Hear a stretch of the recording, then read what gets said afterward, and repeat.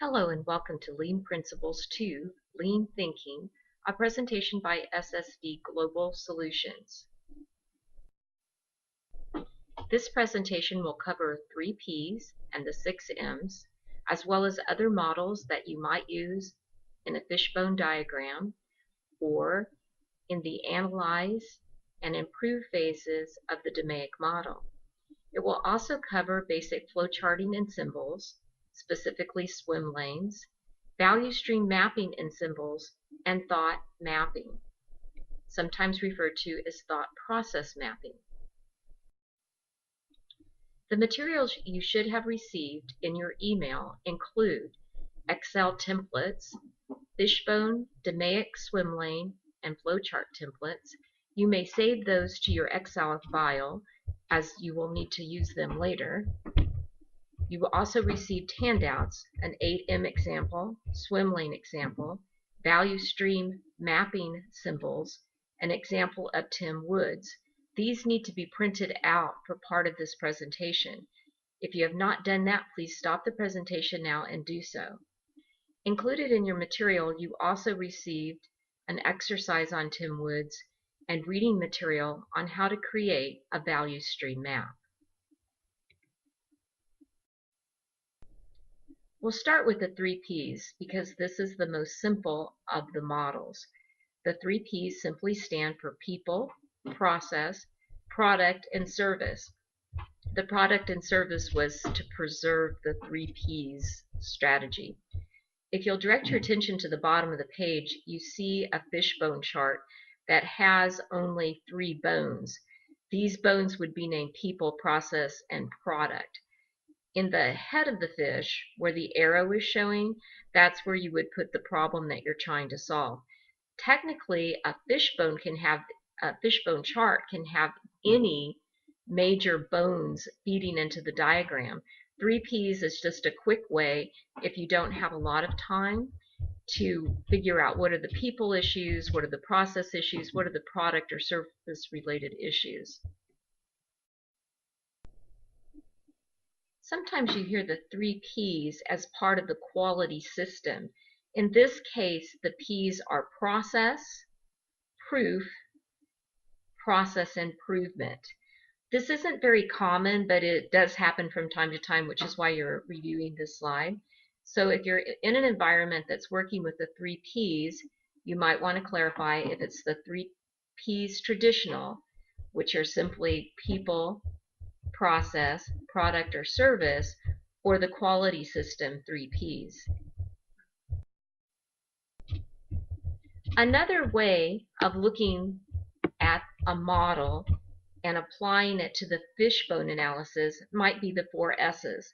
This isn't used very often because the 5 S's, which relate to organizational systems, has kind of been the common S model. The 4 S's are called surroundings, suppliers, systems, and skills. So you don't see this too often, but every now and then you'll hear the 4 S's. They're used in a similar way to the 3 Ps. Probably another one that you'll hear in the P environment, again, not as often, and again, something that you could use in a fishbone diagram is something called the 8 Ps. In that case, you have price, promotion, people, process, place, policies, procedures, product, or service. Probably more popular than the 3 Ps or the 4 S's or the 6 Ps is something called the 6 Ms. Stop your presentation now and please refer to your handout on the 3 Ms. The 3 Ms stand for machine, method, materials, measurement, man, and Mother Nature. Where we have man, that usually means manpower or sometimes labor hours. Measurement can mean a whole host of different types of measurement. Mother Nature would be any environmental concerns. So why are there so many different models that you can use when you're just doing something simple like the fishbone? Many people believe that the 4S model is good for service. Others believe that the 3P model is better for manufacturing. Again, what I want you to think of is that all of these models are really just another form of structured brainstorming. So whereas we're looking at these models in relationship to a fishbone diagram, sometimes referred to as the Ishikawa diagram or the cause and effect diagram, we could also just use them in a brainstorming activity and record items under each one of these things. We could use them as a mini problem solving strategy. If we're trying to figure out a problem, we could look at each one of these areas. Another place that these models come in handy is in analyze and improve in the DMAIC model. In analyze, I'm trying to figure out 4 major conditions: root cause, correlation, variation, or impact. So sometimes if I run my thought process through one of these models, that will help me think of ways I can come to 3 to 5 solutions. Same thing when I get into improve. If I'm presenting my solutions in the improve phase of the DMAIC model, I might want to revisit these models to make my presentation have a little bit more weight. Or if I think people might be asking me questions, if I consider different areas of these models, sometimes I can answer their questions a little better. So in this next diagram, you're seeing another example of the M model. And I just want you to take a second and look at this. You should also be looking at your handout that shows the 8M cause and effect model. Remember, these models could have been applied to the 3 Ps, could have been applied to the 4 Ss, to the 6 Ps, or you could have just made up those bones to the fish on your own. So these are just options that are available to you. Now we're going to look at another type of structured brainstorming called the types of waste. You may have already seen this in other presentations, but if you remember that the 8 types of waste in Lean we often refer to as the Tim Woods model.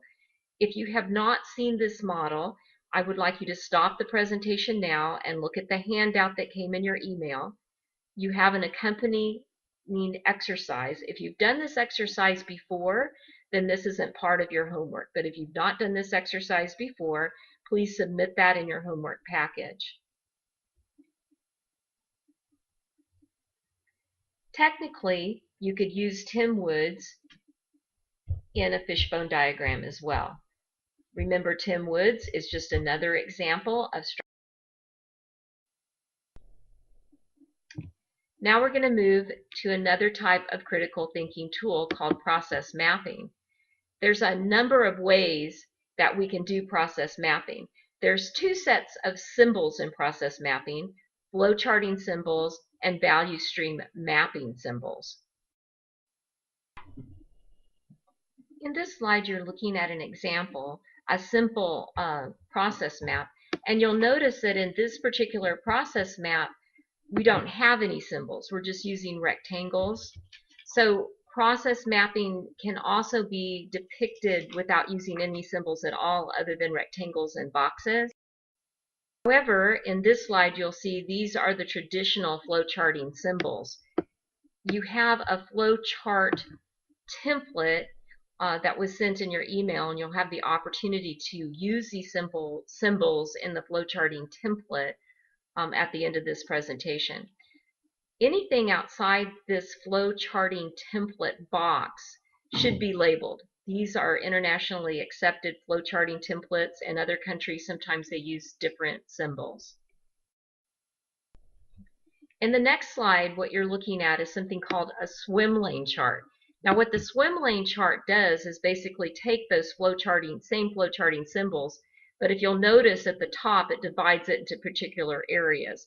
So in this example, you see customers, sales, contracts, legal, and so forth. You'll notice that several of the activities are happening in contracts, so that could possibly represent a bottleneck. So the difference between a regular flow chart and a swim lane chart is that after you draw your flow chart out, you could categorize it in different areas. Now, you should stop the presentation and look at your swim lane handout before starting again. In your swim lane exercise, we've decided to send you a DMAIC swim lane template to kind of remind you of the different phases of the DMAIC and also kind of give you a little bit of experience using a swim lane chart. The important thing to remember is that swim lanes can be vertical or horizontal. You would be the person that's deciding the categories.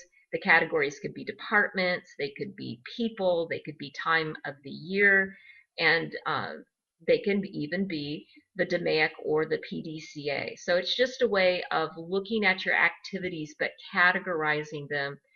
The reason you would do that is you're looking for handoffs, you're looking for bottlenecks.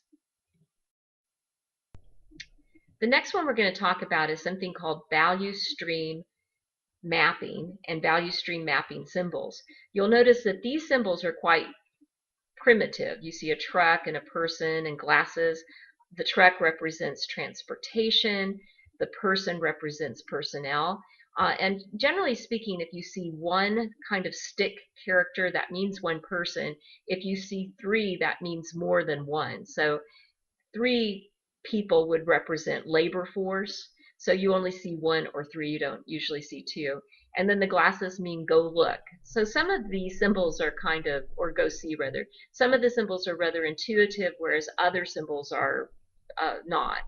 And what I'd like you to do now is stop your presentation, and if you have not already done this, print out your VSM symbol sheet just so that you can get a basic idea of all the different symbols. It's about I think a 4 to 8 page handout, but this will give you an idea of the different types of symbols that you could use.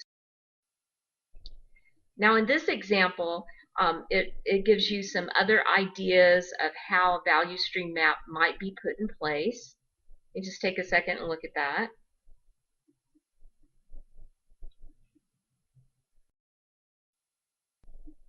Again, more value stream symbols and examples. Many of these are going to be on your handout. You should be looking at something that looks a little like this now, but with the explanations. Now here is a simple example of a value stream map. A lot of times they seem very complicated, so this is just one on shipping. I'd like you to take a second and look at this and see how simple a value stream map can actually be. The last one we're going to look at is something called a thought process map. Now, a thought process map is often called mind mapping. There's software that does mind mapping. You'll see in the center of the mind map, this is the most popular one. In the center of the mind map is just an idea or a thought, and all the bubbles that you're looking at in different circles are things that spin off that idea. So total process mapping is just basically a structured brainstorming activity to try to figure out where the problem could be and that type of thing. It's important to remember that TPM also stands for Toyota Production Management System, and so sometimes when people are talking about TPM, they might be talking about that. So once again, that's one of those things you just want to get clarification. So why are there so many maps, and which process do you use which map? Flowcharting and swim lane charts are used when you've got a definitive process. What you're trying to do is you're trying to record the as-is process, what is going on now today. And technically, you could do that by saying step 1, step 2. You could even put it in a work breakdown structure. But flowcharting is intended to give you a visual depiction of what's happening in the workforce today, right now, on a particular project or process. The value stream map is a little bit more complicated. It's looking at the actual flow of products and services, and it's looking at that for the purposes of reducing waste in the system. So when I'm looking at a value stream map, I'm more in an analysis mode. And typically, whereas flowcharts could have where we are now and where we hope to be, a value stream map always has a current state and a future state. So the value stream analysis often occurs between this is what's going on right now and this is what's going on in the future. Another big difference between just a basic flow chart and a value stream map is that in flow charting, I want to put every single thing that's actually happening.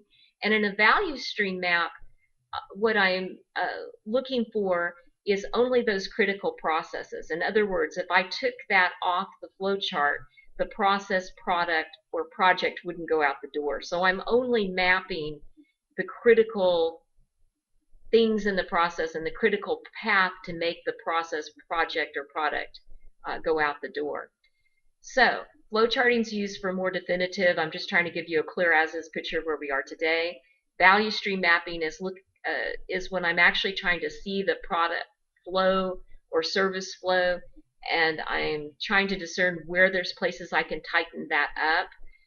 Many times this is associated with something called the Gemba walk, where a group of people actually walk the process. Lean sometimes calls it staple yourself to the form, where you just actually go from each step of the process and you try to calculate time, labor expense, that type of thing. Then total process mappings, where you really don't know where to start. You don't know what you want to flow chart. You don't know what waste you're looking at. So it's really kind of just a starting point if you don't know where to start. In the middle of the thought process map, you put an idea or a word, and you're hoping that the collective intelligence of the group will give you some idea of what direction that you want to go in. So these are all ways to look at a process, but now it's time to think about your exercises. You received a fishbone template, a DMAIC swim chart template, and just a regular flow charting template. You can choose any topic, but what you want to do, and these instructions are also in the email that you received about this presentation, but after you complete these 3 templates, you want to send them to the homework box at homework@ssdglobal.net. In addition, we want you to review the Tim Woods handout, and if you didn't do an exercise on Tim Woods before and have it recorded with your instructor, then do the Tim Woods exercise, and that would also go to the homework box. And then finally, we want you to review the reading on how to create a VSM, look at the symbols, and then just summarize your reading about your thoughts on a value stream map. There is further training on value stream mapping and the value stream analysis. So right now we're just trying to get big picture of VSM. Thank you for your time, and as always, if you have questions, don't hesitate to contact your instructor.